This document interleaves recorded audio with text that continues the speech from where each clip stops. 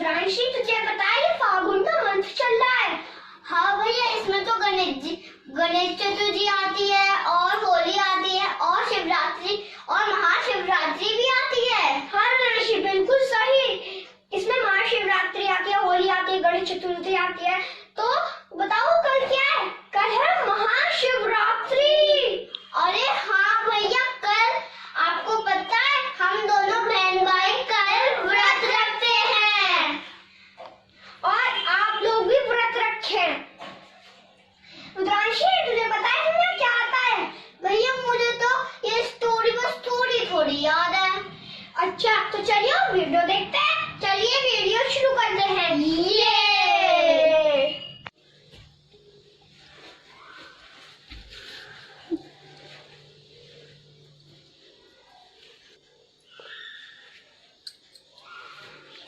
बोलो गणेश भगवान की जय।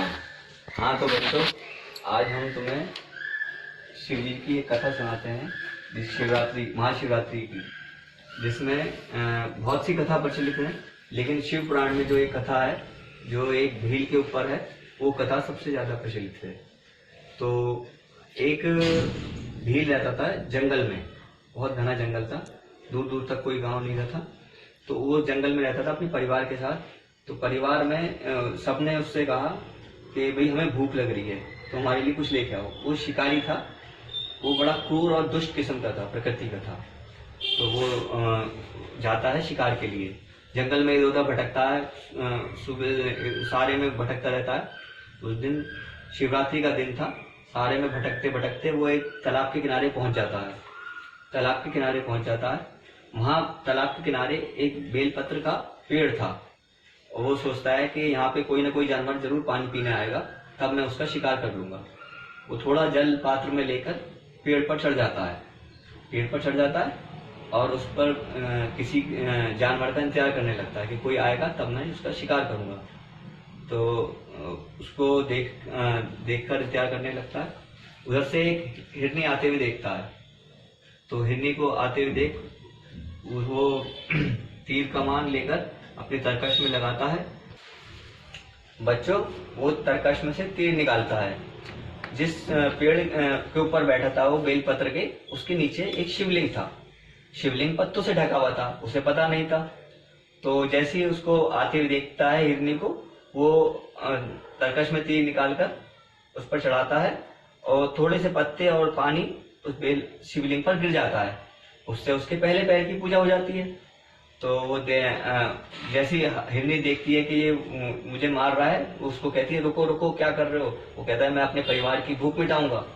तो कहते हैं कि आप मुझे मार देंगे तो एक ठीक है, आप मुझे मार देना, लेकिन पहले मैं अपने परिवार अपने बच्चों को अपने पति के हवाले करके आ जाऊं, फिर उसके बाद तुम मुझे मार देना।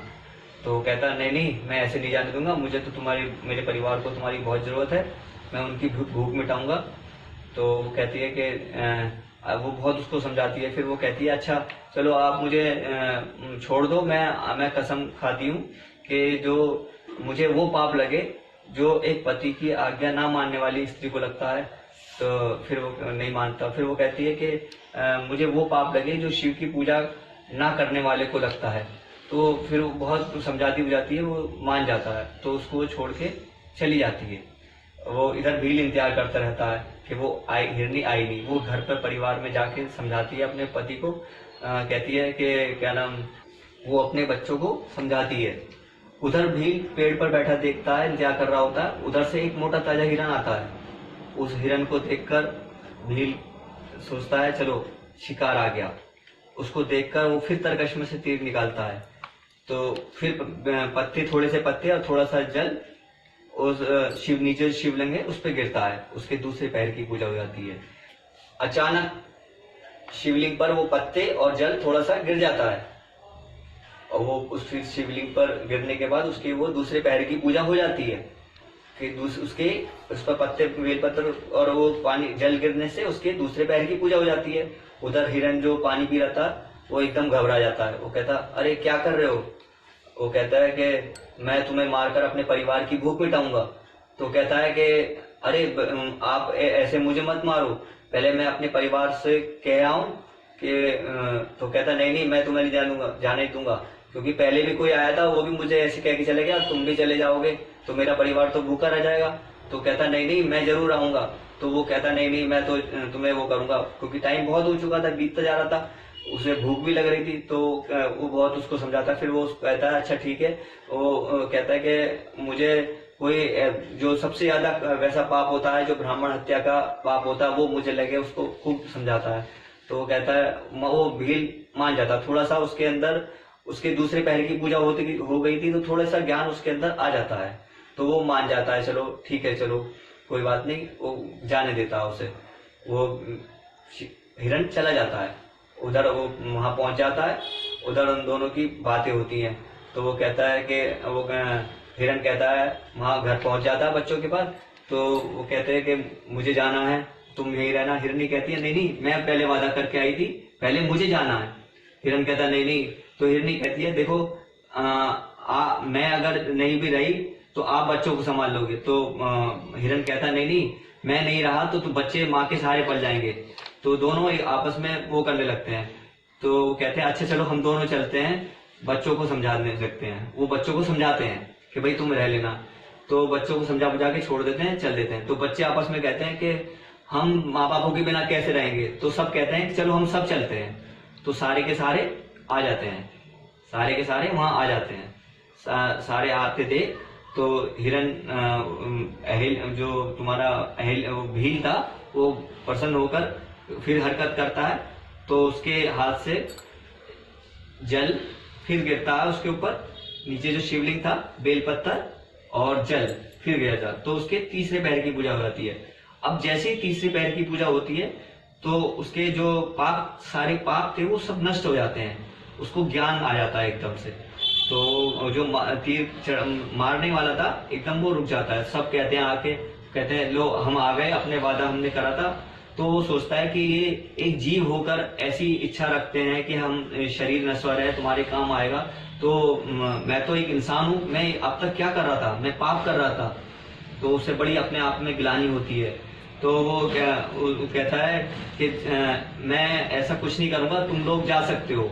वो उन्हें खुशी खुशी जाने देता है। उसके ऐसा करने के बाद जब वो चले जाते हैं तो उसके जाने के बाद शिव जी प्रकट हो जाते हैं, क्योंकि उसके 3 पैर की पूजा हो जाती है, उसके सारे पाप नष्ट हो जाते हैं।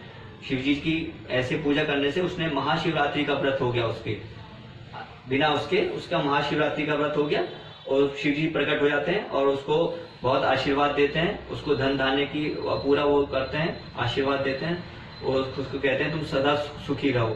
तो उसका नाम आगे जाके घू पड़ा, शिव जी ने आशीर्वाद दिया, वही घू आगे शिव भगवान श्री रामचंद्र जी का मित्र बना। बोलो बोलो श्री महादेव की जय। देखा आपने ये छोटी सी स्टोरी, कितना मजा आया छोटी सी स्टोरी में। क्यों भैया, मुझे तो इस वाली स्टोरी में बहुत मजा आया। हाँ दुरांशी, तुझे पता है ये महाशिवरात्रि बहुत ज्यादा इम्पोर्टेंट होती है, इसमें कहानी होती है। कोई कहता है कि शिवजी जी की और पार्वती जी का मिलन हुआ था, कोई कहता है कि शिवलिंग की स्थापना हुई थी, कोई कहता है कि वो शिकारी की वो कहानी जो हमने आपको बताई है।